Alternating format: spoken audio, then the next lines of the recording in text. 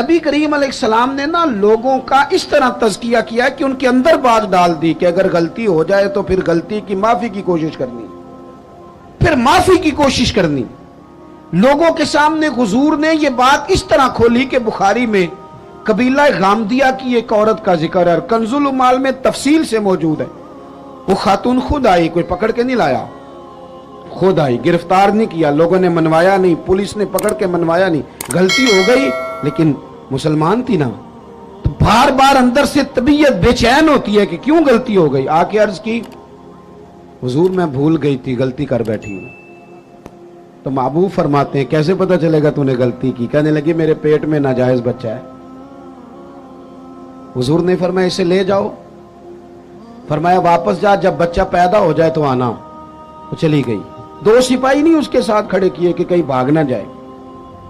وہ بچہ پیدا ہوا تو پھر آئی، نبی پاک علیہ السلام نے فرمایا واپس جا، اسے دودھ پلا، جب روٹی کھانے لگے تو پھر آنا۔ وہ آئی تو بچے کے ہاتھ میں روٹی کا ٹکڑا تھا۔ محبوب نے بچہ کسی کے حوالے کیا، فرمایا اسے لے جاؤ اور پتھر مار کے سنسار کر دو، سزا دے دی حضور نے۔ وہ حضور کے سامنے جب کھڑی تھی تو پتہ کیا کہتی تھی؟ کہتی تھی حضور میں رات کو سو نہیں پاتی، اذان سنیں جی پہلے، بس میں بات سمیٹنے لگا ہوں، آپ توجہ فرمائیں۔ وہ خاتون کو سنسار کیا گیا، انتقال ہو گیا۔ اب لطف کی بات پتہ کیا ہے؟ اس کا جنازہ بھی میرے نبی کریم نے پڑھایا۔ کسی شخص نے کوئی جملہ کہہ دیا، کہا کہ یہ کیا بات ہوئی کہ اتنی اس شخص نے غلطی کی، کوئی ایک بات کہہ دی، تو پتہ ہے حضور نے کیا فرمایا؟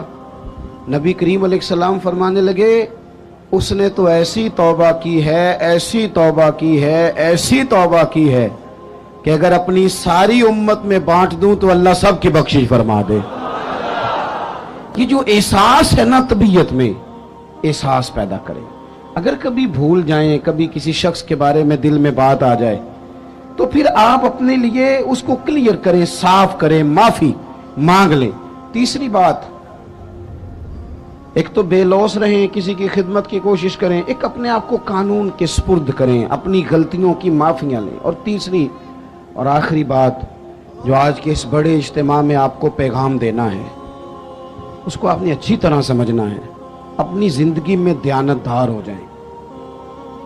نبی پاک صلی اللہ تعالی علیہ وسلم نے ڈوبے ہوئے سورج کو موڑا ہے، حضور نے چاند کے 2 ٹکڑے کیے ہیں، ہاں نہ تو کرے نا۔ درختوں نے حضور کو سجدہ کیا ہے، پتھروں نے کلمہ پڑھا ہے۔ میرے محبوب کو رب نے بڑے معجزات دیے، معراج عطا کیا ہے۔ لیکن مسلمانوں سنو، تمہارے اور میرے محبوب کا سب سے پہلا تعارف یہ ہے کہ وہ صادق اور امین ہے۔ سب سے پہلے لوگوں نے جس نام سے جانا وہ صادق اور امین ہے۔ یا رسول اللہ مومن بزدل ہوتا ہے؟ فرمایا ہو جاتا ہے کبھی۔ مومن کنجوس ہوتا ہے؟ کبھی ہو جاتا ہے۔ یا رسول اللہ مومن جھوٹا ہوتا ہے؟ میرے رسول نے فرمایا نہیں، میرا مومن جھوٹ نہیں بولا کرتا۔ دیانتدار ہو جائیں، امانت دار ہو جائیں، آپ خوددار ہو جائیں، چھوڑیں آپ۔ وہ کسی درویش نے کہا تھا لوگوں نے اتنا پایا نہیں جتنا میں نے ٹھکرایا ہے۔ تھوڑا ٹھکرانا بھی سیکھیں، تھوڑی خودداری بھی پیدا کریں۔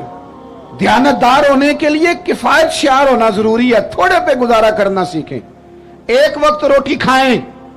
ہم دیہاتی لوگ ہیں، ہمارے بڑے بوڑھوں نے ہمیں سبق پڑھایا ہے کہ گندم سے بڑھولا بھر لو اور مرتبان سے اچار بھر لو، پھر تمہیں کسی جگہ جانے کی ضرورت ہے بالکل نہیں، قطعاً نہیں۔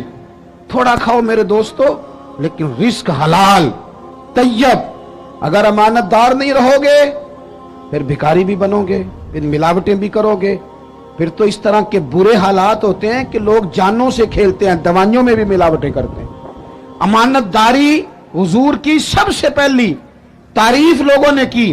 کبھی بھی زندگی میں کبھی بھی بددیانتی کا مظاہرہ نہ کریں۔ اور دیانتدار کس کے ساتھ ہونا ہے؟ میں اپنے ممبر سے ہو جاؤں